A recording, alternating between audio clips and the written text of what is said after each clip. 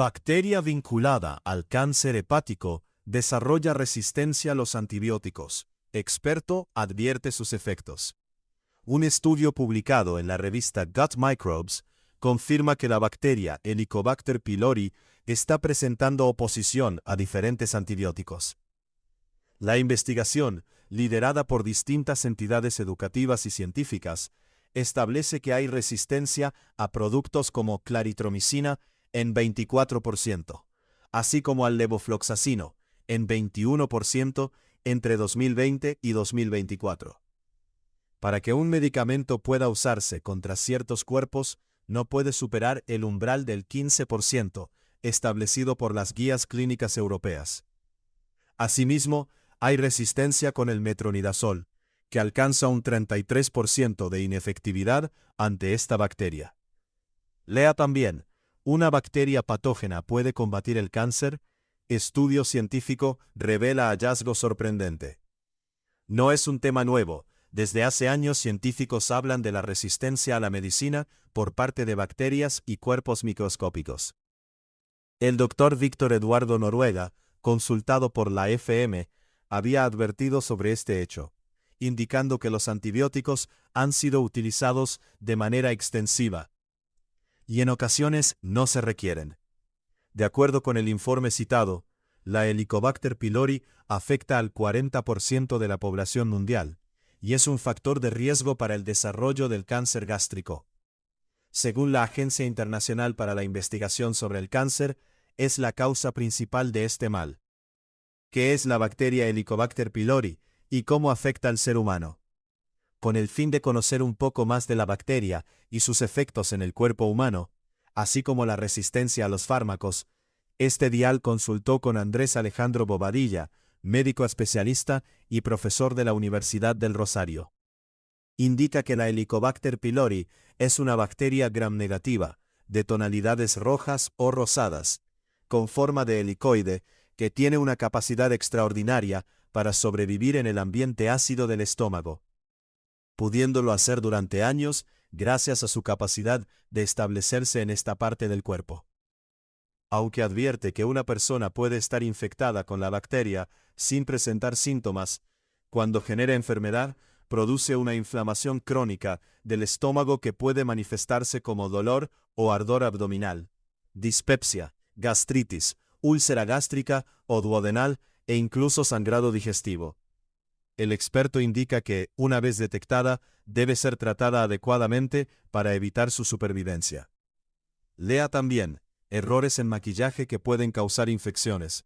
Estudio encontró bacterias en todas las cosmetiqueras analizadas. ¿Por qué las bacterias presentan resistencia ante medicamentos? Consultado por la resistencia de cuerpos microbianos a tratamientos médicos, Bobadilla indica que no es que las bacterias se fortalezcan de manera consciente. Indica que ocurre un proceso de selección biológica. Cuando se utiliza un antibiótico, las bacterias sensibles mueren, pero aquellas que poseen una mutación o un gen de resistencia pueden sobrevivir, multiplicarse y transmitir esa característica a otras bacterias. Asegura que hay bacterias que son capaces de intercambiar genes de resistencia y que pueden adquirir mecanismos que destruyen el antibiótico. El proceso del que habla el experto consultado por la FM se ve acelerado cuando se usan antibióticos sin indicación profesional. Pero también influyen el uso de antimicrobianos en animales, la producción agropecuaria y la contaminación ambiental. Un problema de Colombia y el mundo. Pero la resistencia no es solo de esta bacteria. Bobadilla es claro en advertir que hay otros cuerpos como lo son Klebsiella pneumoniae, E. coli, Staphylococcus aureus, H. pylori, capaces de combatir a diferentes medicamentos como la meticilina, la claritromicina y el levofloxacino. Todas estas bacterias se traspasan entre personas y animales, por lo que el mal uso de medicamento afecta a toda la sociedad, advierte el experto, que se refiere a los antibióticos como un patrimonio terapéutico colectivo, del cual la sociedad debe preservar su eficacia. Lea también, ¿qué es la shigellosis y cuáles son sus principales síntomas? Las bacterias que preocupan a la ciencia. Siguiendo a la OMS, Organización Mundial de la Salud, y a Bobadilla, cuerpos como Klebsiella pneumoniae, Escherichia coli, Pseudomonas aeruginosa y Acinetobacter baumannii comienzan a presentar resistencia a antibióticos como cefalosporinas o carbapenémicos. De uso para casos de infección grave. Bobadilla asegura que también la ciencia presta atención a Staphylococcus aureus, que ha presentado resistencia a la meticilina, o a los enterococos resistentes a la vancomicina. La Organización Mundial de la Salud incluye varios de estos microorganismos entre los patógenos prioritarios, por su capacidad de producir infecciones graves y limitar significativamente las opciones terapéuticas, dice el experto consultado por este dial. Asimismo, cita un estudio realizado en Colombia en 2024, en la región centro-occidental, en el cual se encontró resistencia de H. pylori de 81% al metronidazol, 26,2% al levofloxacino y 19% a la claritromicina. Bobadilla asegura que antes la bacteria era sensible a este antibiótico, y que la erradicación alcanzó 95,6%, pero descendió a 42,8% cuando era resistente. Lea también, el celular puede ser foco de bacterias si lo lleva a la cama. Expertos advierten riesgos. Las consecuencias para la humanidad.